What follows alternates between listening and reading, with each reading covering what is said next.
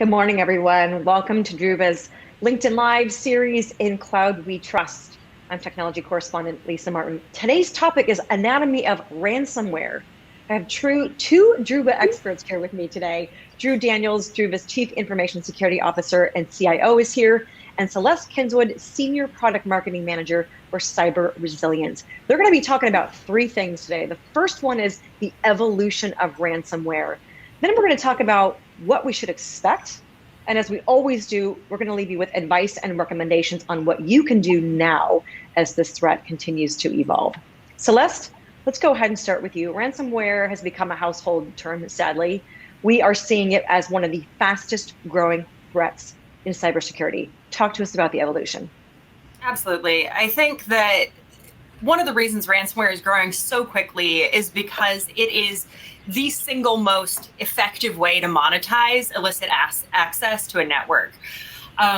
We're expecting global costs to reach $20 billion this year, 20 billion with a B. And we're actually seeing a ransomware attack every 11 seconds. And what that means is there were 4 ransomware attacks while you were introducing this show. Another big thing that has hit this obviously is the ongoing global pandemic and the shift to a hybrid workforce. Drew, do you want to talk a little bit about how you've seen COVID impact us, both here at Druva and elsewhere? Yeah, absolutely. But I want to say a little bit about what you just said as well. Ransomware is not new. The history of ransomware has been around since the early, if not late 1980s, 1990s. But yeah, I think because of the hybrid workforce that we're dealing with now, where most people are still at home working in their own individual little bubbles, that, this is going to continue to be a problem. And I think that's what you saw, over the last year or so, is because so many people are at home in an environment that is not prepared for the remote worker. All of us have, our modems and our home DSL connections, and those connections are not prepared for, kind of securing the network where your endpoint is now residing. And that means that any number of impacts are going to affect you. As Celeste, you and I talked about this once before, in a corporate environment, you can kind of turn over to your partner, your cube mate, your next door office person, and you say, hey, did you get that email? That was weird. And you can't do that anymore. I mean, there are certainly things like Slack and things like that, but we don't do that as much.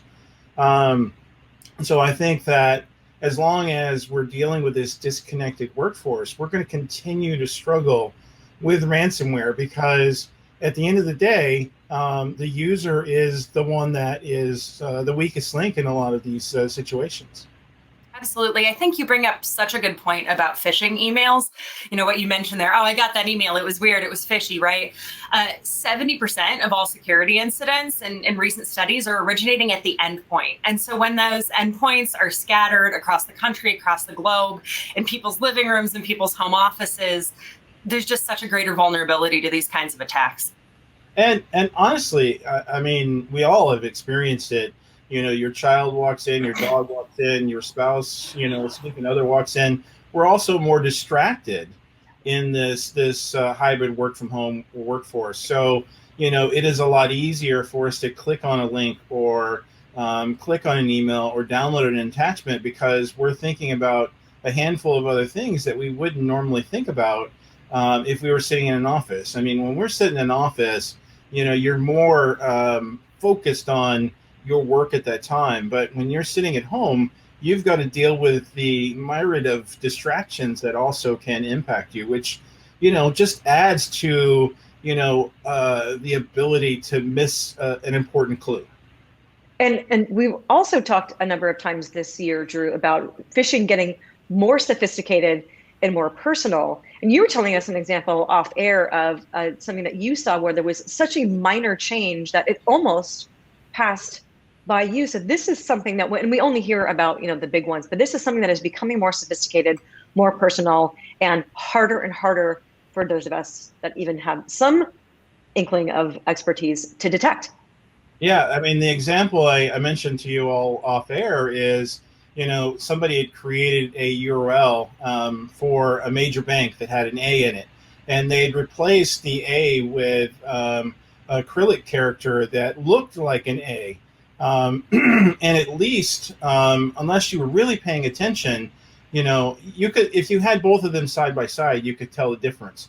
But if you just were looking at the one that was crafted by, the phishing person, the phishing, creator, it would be very easy to miss it. I mean, I looked at it and I went, wow, I would probably click on that. I certainly wouldn't do it for a bank because, I'm a strong believer that you never click on links for important financial information. You always go to the source, even if it's an email that says something's wrong, you open up a separate window and do it. Don't fall victim to the easy way and click on, links and emails. But I could see, that people would fall victim to that and not know the difference. And it was very crafty. I mean, we depend on clues that make us think that something is not right. And if those clues aren't there, it can be very easy to fall victim to those things, which is why we are ultimately the weakest links, because it's only what we can see, smell, feel, and hear that derive how we respond to a situation. So let's talk to me about some of the trends that you're seeing with respect to ransomware. What are some of the things that are really ostensible that are happening? Right. I think one of the things that's most salient in the market right now is we're seeing, as with the Kaseya attack, that a ransomware attack that hits one organization can affect so many connected customers or companies. With Kaseya, because they are an IT firm that offers IT tools to folks who need to outsource those resources. When they were hit, hundreds of companies, literally hundreds across 5 different continents, had to shut down while they waited for the remediation for that attack. So we're seeing that it's not just one company that's affected. It can be this huge network. The other one that I think is particularly concerning to me is that new variants of ransomware, we see the Ryex, the SamSams. These are ransomwares that, as Drew said, there's a long history here, but the evolution is that they're actually targeting specifically backup data for encryption and deletion. Threat actors know if you have clean, unencrypted data that you can recover from, there's no need to pay a ransom. And so they're actually targeting that backup data specifically, and some backup solutions are particularly vulnerable to that. If you have a backup solution that's connected to the same network as your primary environment, ransomware can spread to those backups and can actually, that last line of defense, the thing that you were counting on, can go away. Yeah, absolutely. And the interesting thing you mentioned, Celeste, I was just reading up on kind of the latest things with Kaseya, and they're still dealing with that. There was a posting to their knowledge base yesterday where they're still helping customers recover. And I mean, the impact is catastrophic. And yeah, I think that, ransomware providers, the bad actors that are, building, pushing, using these things, will try and take away all of your defenses.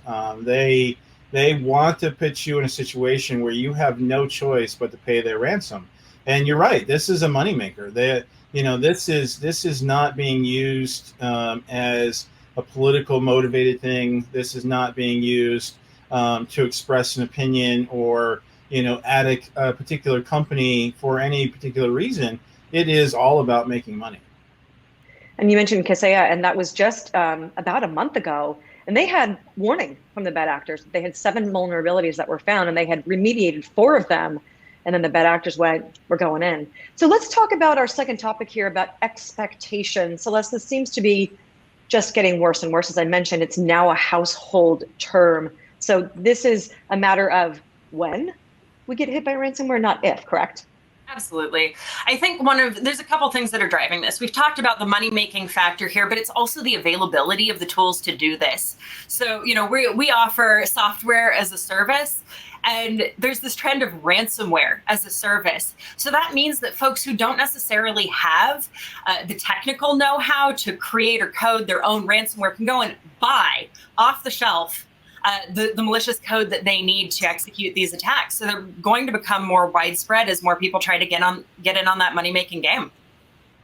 I think it's even more profound than that, Celeste. I mean, these some of these ransomware as a service providers, it's a full boutique solution. They will help you with the websites. They will help you collect the payments. And they're not doing it out of the kindness of their heart. They take a portion of the ransomware that's recovered, and they take fees. I mean, it is for all intents and purposes SaaS. I mean, it is. I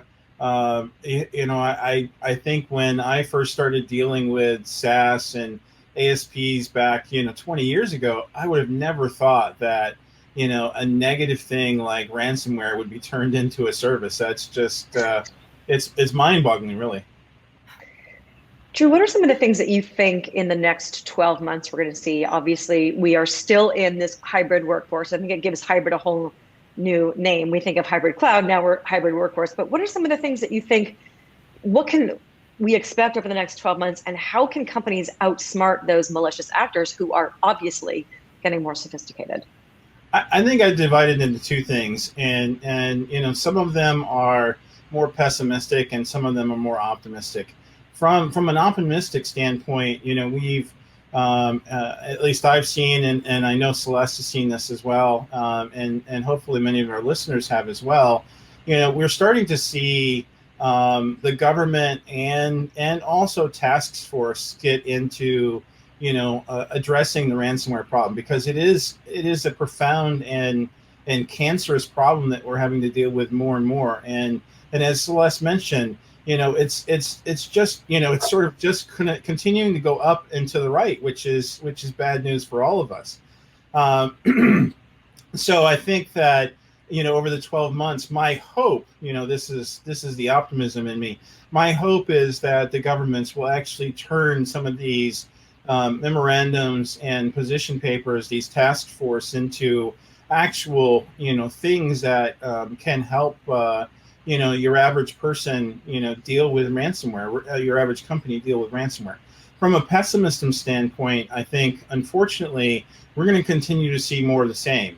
I think that even though people are now on guard and paying attention to this more, much like every other thing, they're like, it won't happen to me. It's only happening to those big name companies.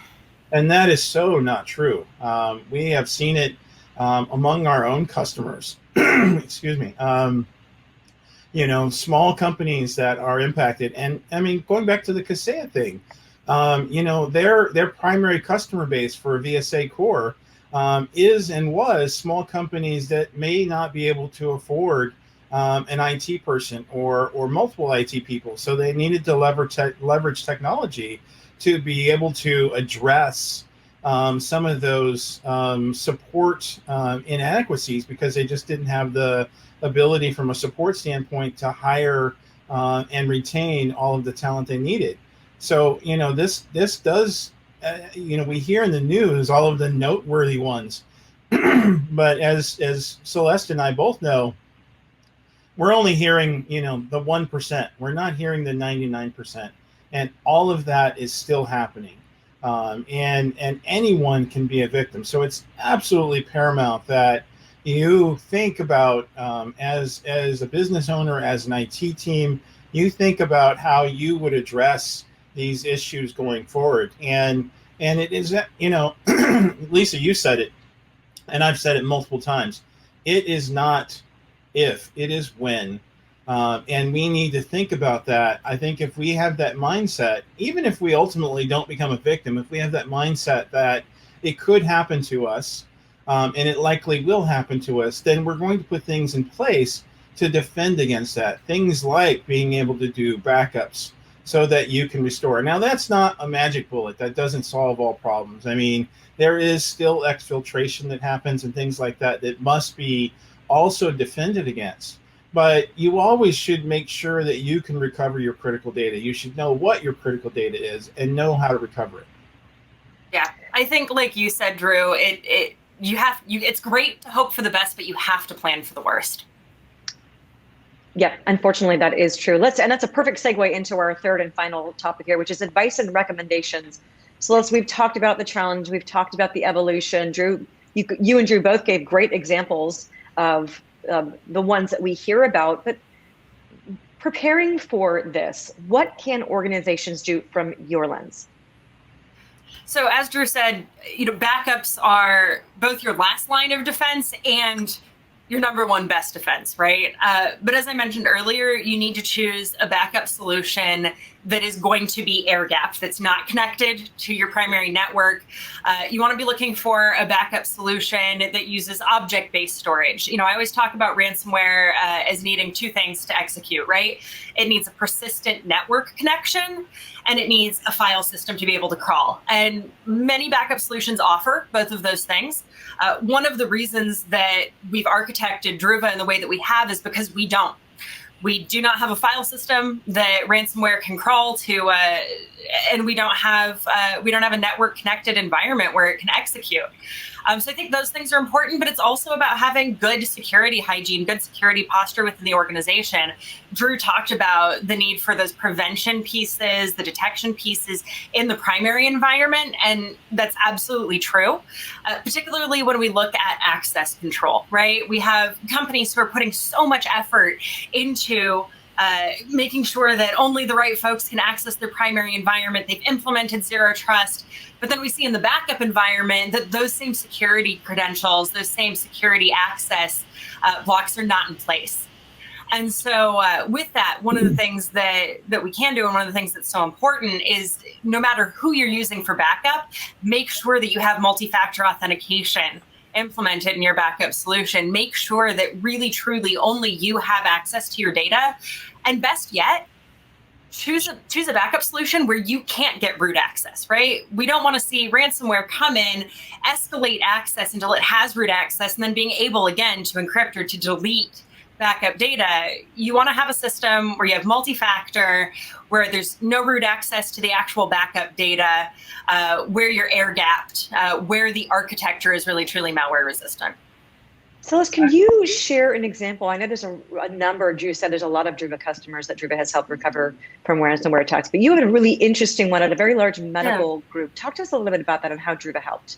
Absolutely. So one of our customers, as you mentioned, a large medical group that actually has about 130 hospital locations, got hit with ransomware. And it started, as we've talked about, the anatomy of a ransomware attack. Ransomware hits, and then it actually sits often in the network for up to 90 days, past 90 days.